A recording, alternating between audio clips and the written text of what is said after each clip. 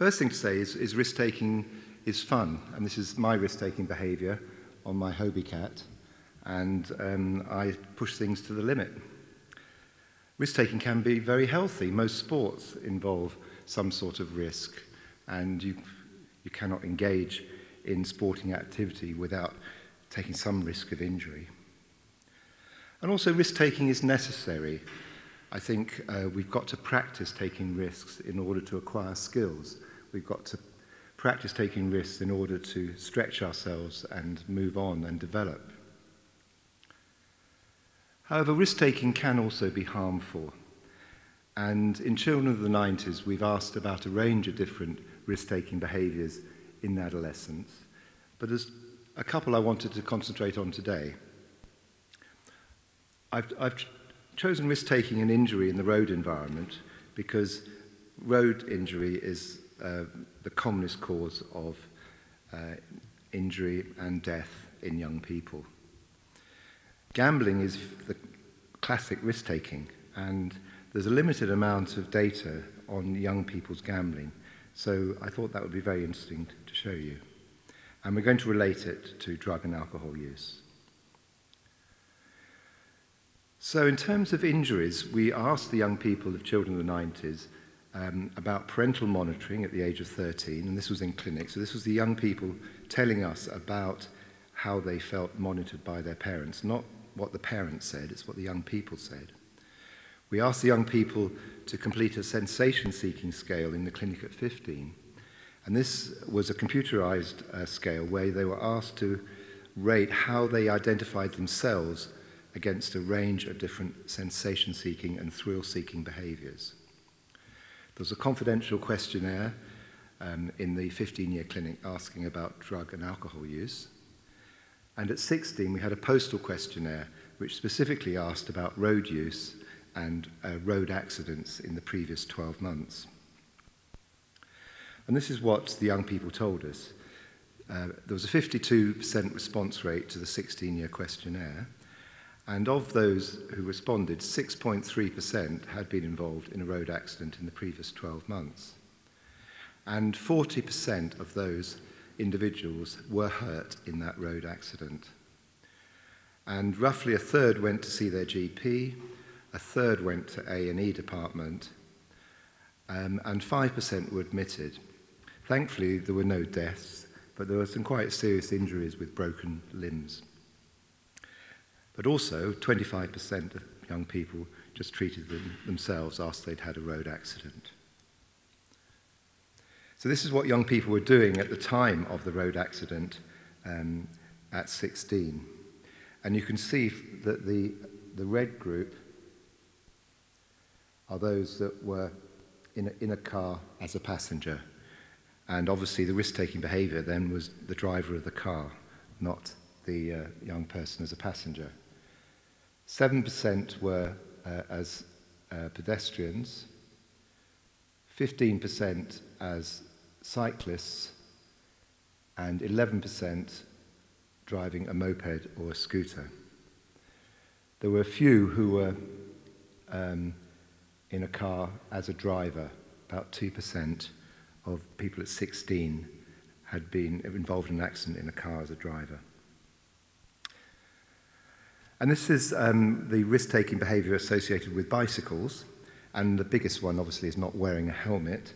And you can see that Children of the 90s young people were not particularly good helmet wearers at the best of times, with 66% of those who didn't have an accident saying that they didn't wear a helmet when they rode their bike.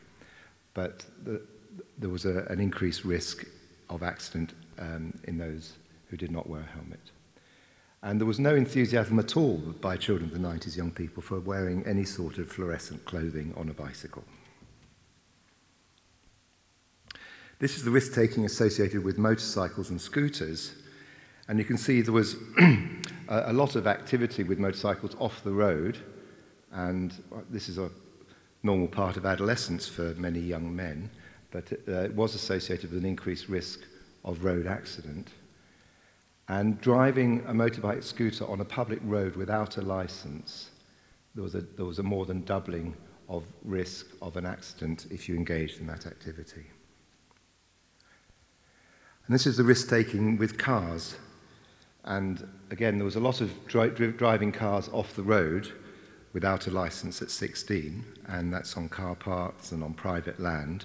And you could argue that that's a healthy part of learning to drive. But there was also some very risky behaviour.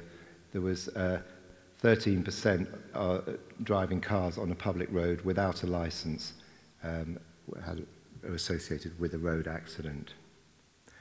There's also quite a lot of risky behaviour associated with being a passenger in a car, particularly if the car was driven by an unlicensed or unsupervised driver, and being a passenger in a car knowing the driver has been drinking. So there's quite a lot of risky behaviour going on around cars at the age of 16. And this is the relationship with substance use and road traffic accidents. We didn't actually get substance use at the time of the accident. This was a question that was asked a year before in the clinic. But you can see there's strong correlations between regular smoking, use of cannabis, use of other drugs, and road accidents. And more importantly, binge drinking, which was defined as more than 6 units of alcohol on one occasion, more than twice a week. So this is a correlation table showing the correlations between substance use and one particular risk-taking behaviour in the road environment, which is driving a scooter on a public road without a licence.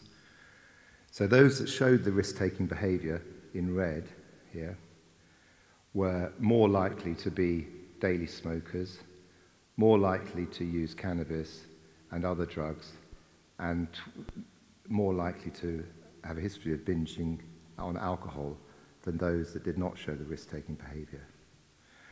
These are just associations, they're not causal, but I think it just gives the impression of how risk-taking behaviours cluster together. I mentioned about the sensation-seeking scale, which was done, and we interestingly found correlations only with the boys. And you can see that higher sensation score, which is a higher thrill-seeking score, was associated with accidents. So here's a sensation-seeking score in those that had accidents compared to those that didn't. But you'll note that this risk is almost entirely with cyclists and scooter riders. So the biggest differences are seen here and here on the moped and scooter riders. They seem to be the ones that have the highest sensation-seeking scores, the highest thrill-seeking. And there's no correlation with pedestrians, which is interesting. And of course, the passengers in the car, it's the driver that's the thrill-seeker, not the passenger.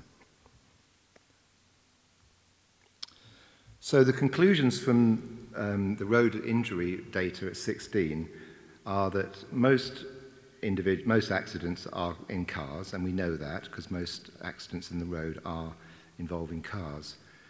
There were few accidents as pedestrians, but there was a definite group of vulnerable road users who were largely boys who were riding cycles and motorcycles or mopeds. And these boys tended to have higher sensation-seeking scores, thrill-seeking. You saw that particularly with the moped riders. We showed already that they had higher hyperactivity scores in childhood, and they were more regular users of alcohol, tobacco and cannabis. And they had reported earlier on, at the age of 13, that they had lower levels of parental supervision. So these are associations, they're not necessarily causal, but I think it describes a group of vulnerable road users who engage in risk-taking behaviours. Now, as I said, gambling is the ultimate risk-taking behaviour, and we all do it. The last British gambling prevalence study showed that 60% of the adult population of the UK had gambled in the last 12 months. The commonest being lottery tickets, and we all like to have a flutter on the Grand National. So it's a common adult behaviour, and for the vast majority of people it does no harm at all. But for a few it does, and problem gambling is gambling that impacts on you financially in terms of your relationships, or in terms of your employment or school. So problem gambling in youth, you've got to have 4 out of the 9 things listed here. So you can see it's a mixture of preoccupation with gambling, gambling as a way of escaping from problems, lying to family members, or committing antisocial illegal acts, stealing, in other words, in order to finance gambling. So these are problem behaviours in young people who gamble. So we asked the children of the 90s at the age of 17 about their gambling behaviour.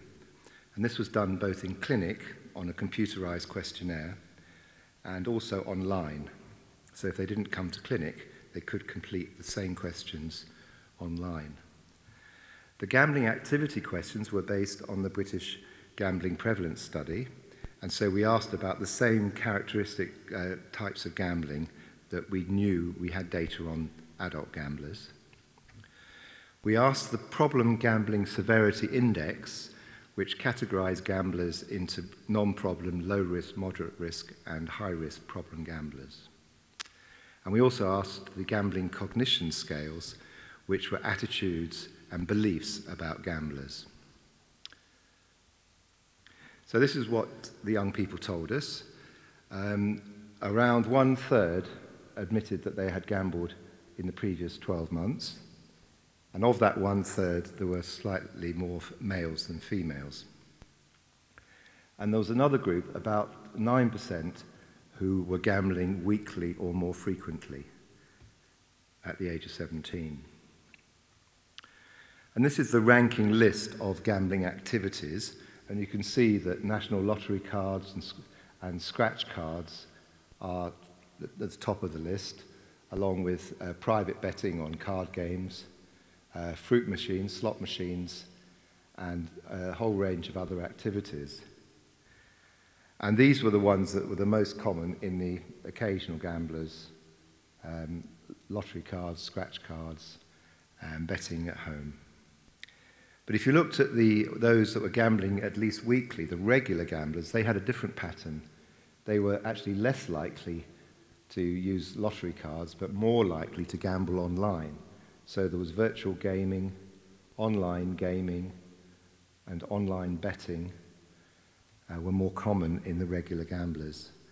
And they were also engaging in a much more risky form of gambling, spread betting, where you gamble against other people. So these are the characteristics of the regular gamblers. They tended to come from lower income families, and they had parents who had gambled themselves. We asked these questions of the parents when the children were 7. They tended to be male, the regular gamblers, and they had higher hyperactivity scores in childhood. And interestingly, more stress and depression in adolescence. And this chart here shows the IQ of the regular gamblers, the depressive symptoms, and the stressful life events. And you'll see there's a lot of depressive symptoms in the children in the 90s at this age, and a lot of stressful life events, but they were more common in those that were gambling regularly. And this shows the association between regular gambling and the use of substances. And I would just highlight again the association with binge drinking, where there was almost a doubling here of binge drinking in the regular gamblers compared with the rest of the sample. Now, in terms of other risk-taking behaviours, we looked at a clustering of risk-taking behaviours, and it shows that the regular gamblers majority were engaging in at least 1, 2, 3, or 4. All of these had other risk-taking behaviours, and this group here were the ones that were just gambling alone. So regular gambling does seem to be associated with other risky behaviours. Now, the good news is that the majority of young people who are gambling don't run into any problems. So this is the 67% who don't gamble at all. Of those that do gamble, there's 24% of the overall lot that do not have any problems. But these are the ones that had low risk of problem gambling, moderate risk of problem gambling, and a very few were actually designated as problem gamblers. So of those who gambled at all in the last 12 months, less than 1% were problem gamblers. but 26% were regarded as being at risk of problem gambling in the future. And these were the associations of problem gambling, and they show a similar pattern to regular gambling, with an association with hyperactivity, with regular smoking and binge drinking, and with a parent who gambled. So, in conclusion, only a third of young people and children in the 90s were gambling at the age of 17, and the majority were occasional gamblers, and it did not cause them any problem at all. There was a small minority who were regular, weekly or more gamblers, and these young people tended to use a wide range of gambling activity, especially online gambling. And those regular gamblers were individuals who were suffering stress and depression and were also undertaking other risk-taking behaviours. And although there were very few problem gamblers at 17, we did identify 26% of people who gambled in the last year as having some symptoms suggesting that they might be at risk in the future. So in the future, we intend to repeat the same gambling questions at 21 and at 24, and then we'll be able to develop trajectories of gambling between 17 and 24. And we want to find out whether the at-risk group at 17 do go on to develop more problems with gambling in adulthood when they leave home, get a credit card, get a bank account, and have more access to gambling in casinos and pubs and other places. So I just want to conclude on a positive note by stressing that not all risk-taking is bad, and in fact, if you don't risk anything, you are at risk of getting left behind or left out. So I've concentrated on some of the negative aspects of risk-taking, but I also want to reinforce that it is a healthy part of growing up. And finally, I'd just like to thank my colleagues who've done a lot of this work. I'm just presenting on behalf of a team here. And most importantly, to thank the children of the 90s young people for being so honest in telling us about their risk-taking behaviour. Thanks very much.